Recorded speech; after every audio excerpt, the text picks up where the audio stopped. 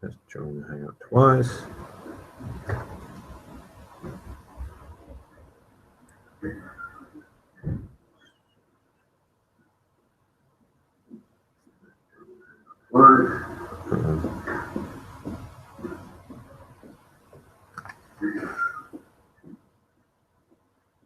Yes.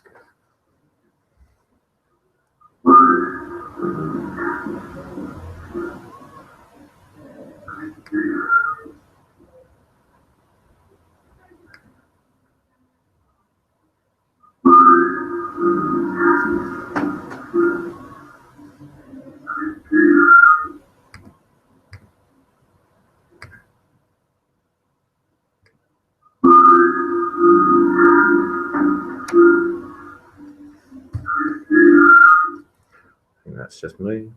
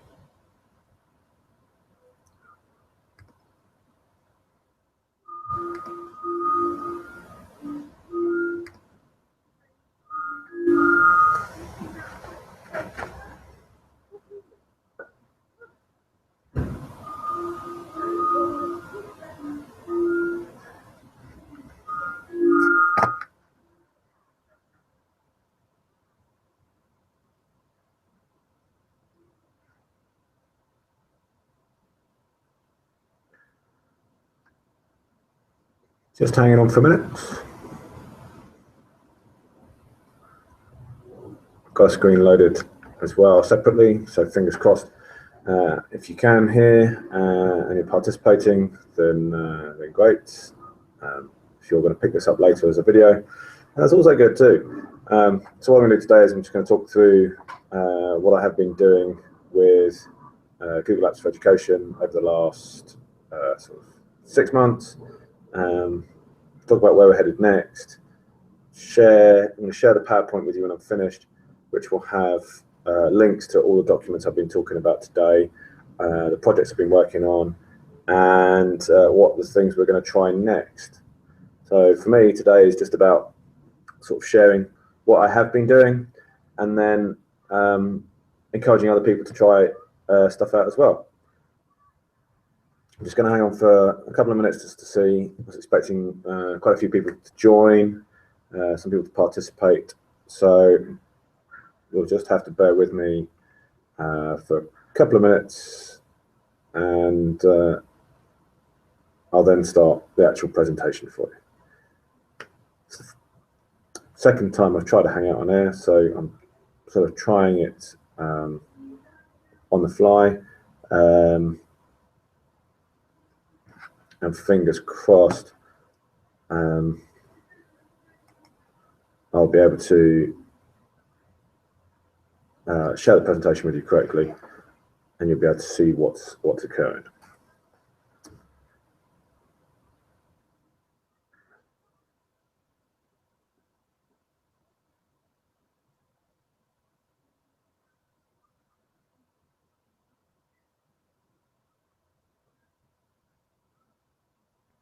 Okay, I'm going to get underway. So on my other screen, which is also me, I have set up a little presentation. If I put it in present mode, that should work perfectly. So the idea of today is just to have a look at what I've been doing, share some ideas, share some resources, and give you guys a chance to try stuff out in the maths classroom. Maths seems to be the subject that most people decide they've struggled to get integrated into their lessons, so integrate technology into their lessons. So I'm just going to go through some ideas that we've tried this year and things we're working on going forward. Okay, so my name's Andy Cooper. I'm a maths teacher here at the Weald. I have been here for 4 years. I'm now the leader of e-learning and digital technologies across the curriculum. So this year, there's 3 things that we kind of really tried out within the classroom, other than the actual Google Classroom itself, and I'll talk about that again in a minute. So we used Desmos, the teacher activities, rather than just the graphical calculator. And there's a link on the Desmos tab where you can teach students about all sorts of different things. They can learn terminology to do with how to describe things. So, for instance, there's a game that's a bit like Guess Who for working on terminology of straight line graphs and quadratic graphs. And there's also a marble run activity which teaches about graphical transformations, restricting domains, and how gradients and intercepts change as you change the different numerical values within the formulae. The Global Data Project was my sort of pet project this year. Sort of got really into Google since about Christmas. Had to do a data handling project within school, so we decided to make it global. In the past, we've had a partnership school in Kenya where we've been out and built classrooms and collected some data, whereas this time I wanted to try and branch further than Kenya. So I joined a few Google communities around the world, a couple in America. Connected Classrooms is a really good one to join. And then I also joined some GEGs in other parts of the world, so South America, Australia, New Zealand. And I just put out a message saying I'm trying to start a little data handling project. The students within my classes, and not just my classes, but actually we did it with the whole of year 7 and 8. So we had about 500 students working on creating questionnaires. We told them to work in small groups and look at different aspects of their life. So each group had a different topic. So the examples are school, holidays, home, family, future, and things like that. They then created a questionnaire, which they obviously filled in themselves. And then they sent the questionnaire as a Google form off to these schools around the world, who then filled in the data. And then we finished off the data handling cycle. So we gathered the data, looked at some averages, looked at the hypothesis. So we thought about what we were talking about, and then created a Google presentation. So we used quite a lot of the Google apps there together on a really nice data handling project. Recently, I found a Google HyperDoc that's already created, introduction to polygons, and it's kind of an example HyperDoc, but actually it worked really well with years 6s and 7s. So we had some year 6s in for a taster day, so I put them through that, and also year 7s. I tried it out with them beforehand just to see how it worked, and actually it worked really nicely. So there's a link to that. It sort of goes through a little bit of teaching and then gets them to think for themselves, and it's written using a Google Doc. So all they have to do is work their way through the Google Doc, follow the instructions on the sheet. There's a little YouTube video in there. They've got to use drawings, and then at the end there's a nice little quiz which is using Google Slides. So a nice all-together document. So that was kind of within the classroom. Also within classroom, we as part of using the Desmos activities, I created a Google form to really make sure the kids were picking up the learning as they were going along. And part of that, I asked some really difficult questions. So I asked some year 7s about parenthesis and what it does. And so actually the kids were looking at some core 1 and core 2 maths, talking about inequalities and restricting domains, and they didn't even know what the word parenthesis was.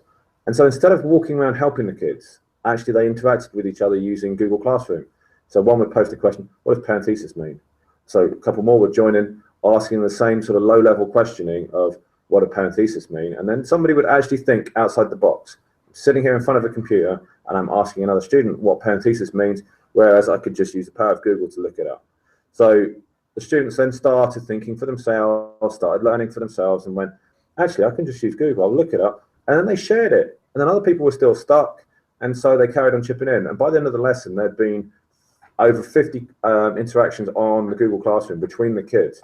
Now, I'm pretty certain there would have been more questions being asked if the kids weren't looking and following the stream at the same time. So they were seeing what questions were being asked And actually, by the end of it, they were helping each other rather than just asking the same question of the teacher all the time.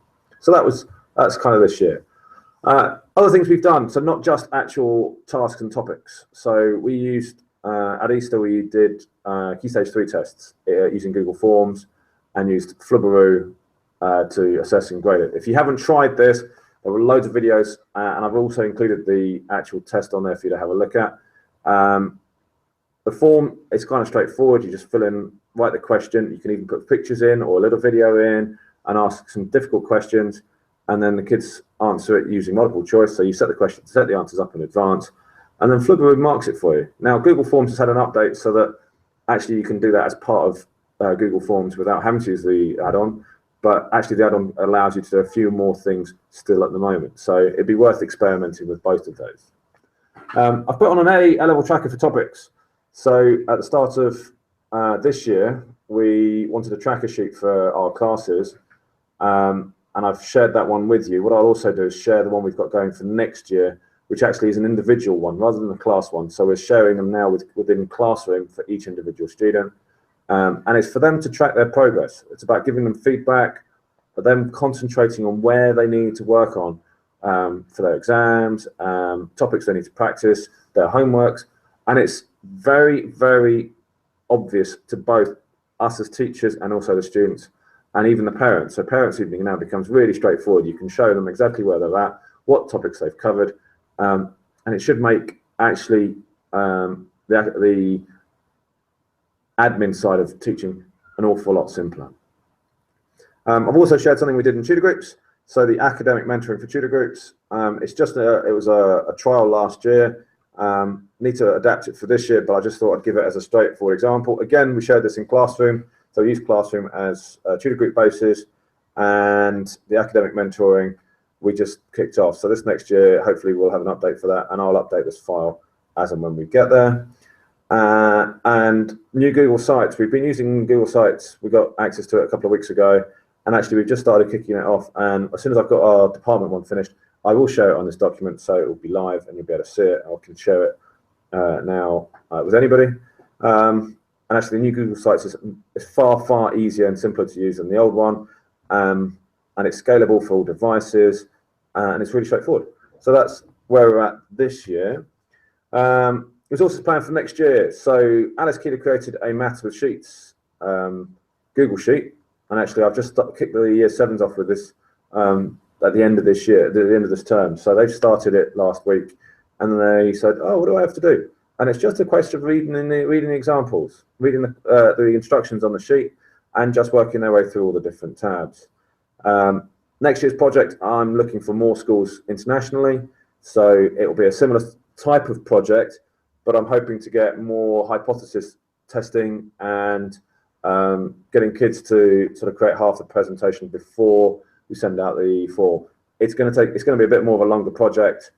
We're going to scatter it over probably term 2. So we're going to do the Maths with Sheets term 1, and then the global project in the spring term. Student learning journey trackers, they're going to be similar to the A-level trackers. So actually, there'll be all the topics, all the homeworks, all the tests that they've completed individually. They can update it, staff can update it, staff can comment on it and provide feedback. And actually, the kids will then have a live tracker. So actually, when it comes to parents' evening, you share the tracker and your work is done. It's the same for reporting how they're progressing throughout the course of the year. So it's about using the technology to improve teachers' lives, but also the students' learning journey too. And then there's a couple of other resources I've started on here, and I was hoping some others would have come to me and given me some more. But there's a couple on here, and I'm going to leave this open. As I say, these are basically using Google Drawings for trying things out, which isn't too bad. A little bit fiddly that I've had a little look at, but I'll trial them hopefully between now and the end of term with our year 7s. They seem to be my guinea pigs at the moment, and we will see how they get on with those. There are loads and loads of other ones out there, so I've picked things that I've had a look at that have come to my attention, but there are loads and loads of more.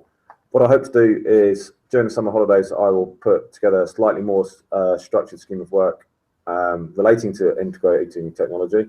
We've had a class set of Chromebooks in the maths department this term to use up until the end of this term, which has been fantastic, and we've used them a lot for individual student learning. So reflecting on how they've done in recent tests and actually moving forward with how they can get better.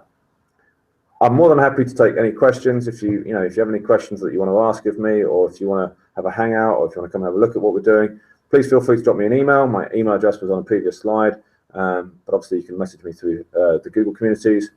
And I'm more than happy to share ideas, and I can update this, and I will run another hangout at some point in the future, probably towards the end of September, seeing as next week is our summer holidays, and we'll see how things have moved on from there. Any questions, please feel free to email me or catch me on Google communities.